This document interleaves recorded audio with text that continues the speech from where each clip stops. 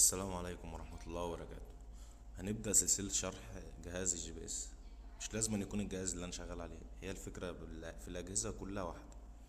يعني مثلا الجهاز اللي معايا ده اسمه توكناي، وبرضه السفير فيكس، الاتنين نفس النظام. كل جهاز جي بي اس بيبقى ليه نظام شغال بيه. يعني مثلا الجهاز التوكناف ده، البرنامج بتاع الجي بي اس بتاعه اسمه تي سيرفي. عندنا اجهزه تانية سي اتش سي، تقريبا سي اتش سي نافيجيشن، ده شغال باللاند ستار. التوب كون شغال بالماجنت فيلد وهكذا.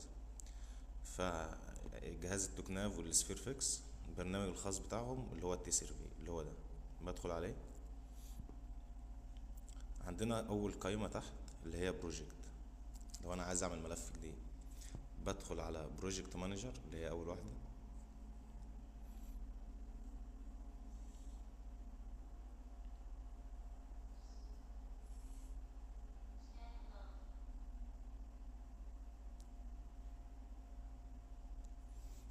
دي الملفات اللي هي عندي. لو عايز افتح اي ملف بعلم عليه كده واقول له اوبن، اللي هي الرابعه من تحت. طب انا عايز بقى اعمل ملف جديد، بعمل نيو اللي هي اول واحده تحت.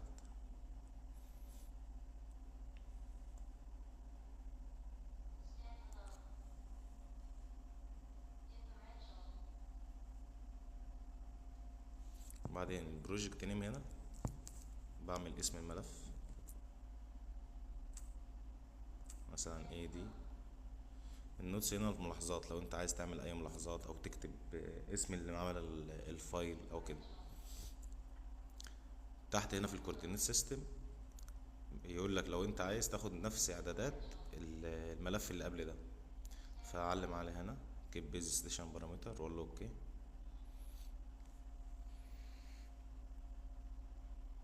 لو انا عايز اغير الزون اللي انا شغال عليه من يوز اكزيستنج، لو نفس الزون بتاعي، وهنشرحها في فيديو تاني ان شاء الله، انما هنعمل نفس اعدادات الجوب اللي قبله واقول له اوكي. بس كده احنا كده عملنا الملف الجديد اهو، وظهر اسمه فوق اللي هو اي دي.